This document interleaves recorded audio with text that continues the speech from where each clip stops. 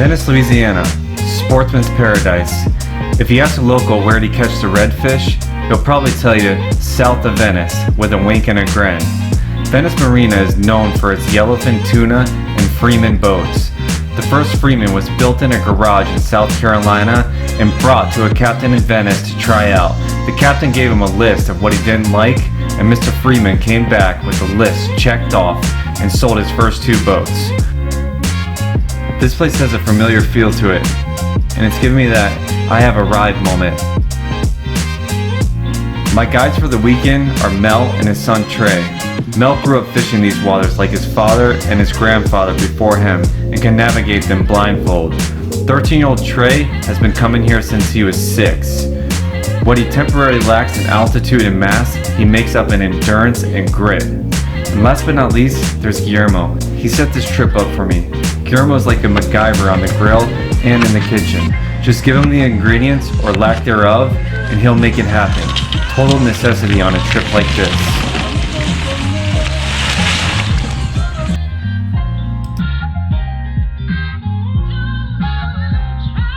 We leave the marina and head down the mighty Mississippi Delta. We go through a series of bends and cuts deep into the bayou before hitting our camp. For me, it was like walking into Disney World for the first time.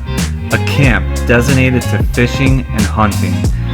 If you don't like either of those things, you have no business here. Power comes from the generators and gas you bring, and the water collects from the roof into a big poly tank. The mosquitoes at night are like something from a bad Alfred Hitchcock movie. The smell of the grill and gunshots and fish stories fill the air, till we bunker down to go offshore in the morning.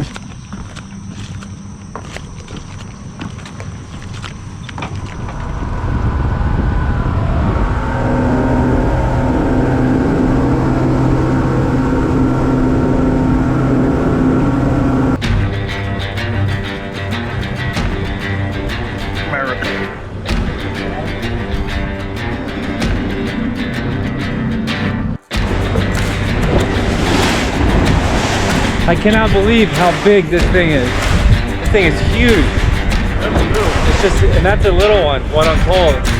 But it seems like this is where all the fish are at out here, and these rigs are everywhere, everywhere. I mean, you just see them off in the distance as far as you can see.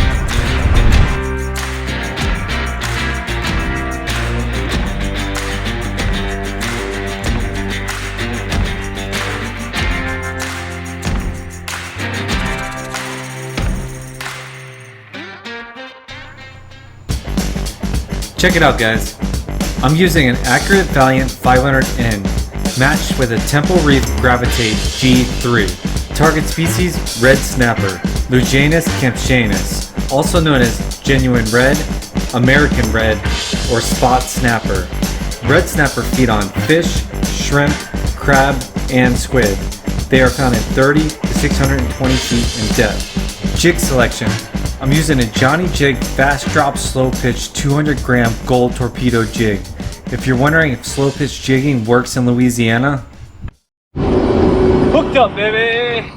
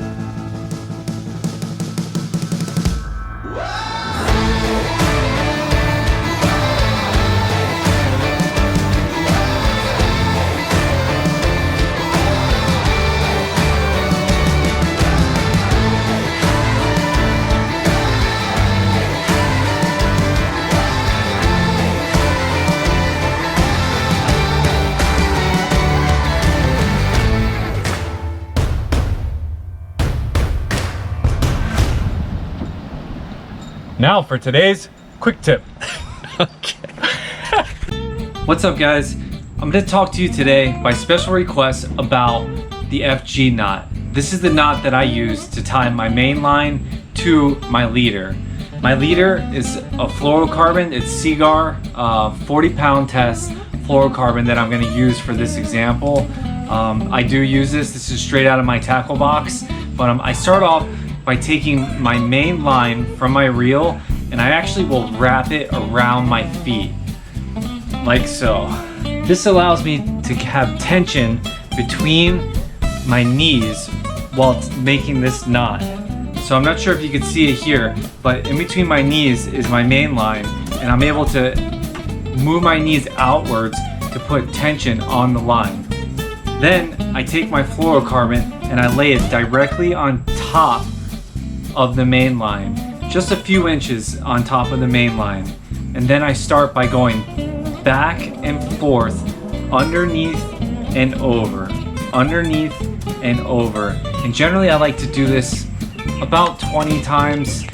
Sometimes I'll do it up to 40, depending on how big of a hurry I'm in. Generally, if I tie it at home, I'm gonna do 40. If I'm out on the boat, I'll do just 20. I think 20 is fine, but 40 makes me definitely feel a lot better whenever tying this knot.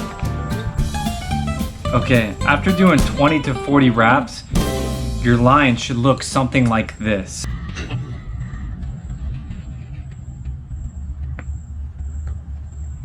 Okay, so then I'll take my tag end and I cut it, leaving about 8 to 12 inches is more than enough. And I lay my tag end of my fluoro right over top of my main line. And then I do just a half hitch over the top, pulling it, cinching it tight. And I do that 5 to 8 times. Generally I do 8 times. 2. Now I'm doing these all in the same direction, and this is the modification that I do, and this I got from my buddy Ryan Hanks, who informed me that this is a stronger way to do it. You don't need to alternate your hitches, you do them exactly the same way. You'll actually start to get this spiral wrap on your braid and your main line. You cut your tag in of your fluorocarbon as close as you possibly can without nicking your braid. You want that knot to be very, very tight. You want that tag end to be very, very tight. Essentially your knot is done and this finishes it up. So now I'm just gonna do 5 more half hitches in the same direction to finish up my knot.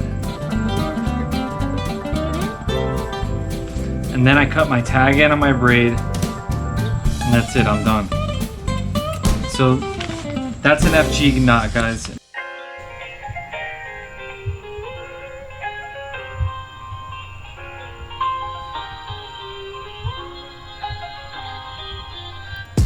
The oil rigs in the Gulf stretch from Alabama to Texas. There are approximately 1,862 platforms in the Gulf of Mexico. They create a man-made habitat for ocean life. Some of the species found around these rigs in Louisiana are red snapper, lane snapper, cobia, wahoo, gag grouper, scamp grouper. The list goes on and on. When looking for yellowfin tuna out of Venice, blue water is key. You have to get past the turbidity from the outpour of the Mississippi. This can bring you as far as 80 miles offshore. But what I found out is the snapper don't mind the turbidity at all. Hooked up again, guys. This torpedo 200-gram gold, which is really like one of my go-tos on the Atlantic as well. It's been very productive out on these rigs, and it seems like we just keep getting them.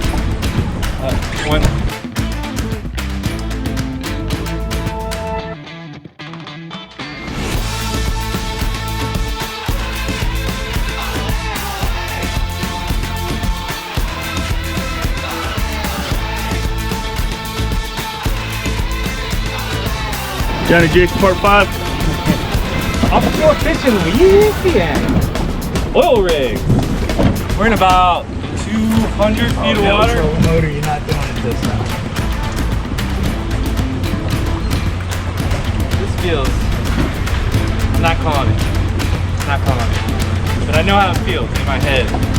Every time I guess, I get it wrong. Yeah, the red snapper.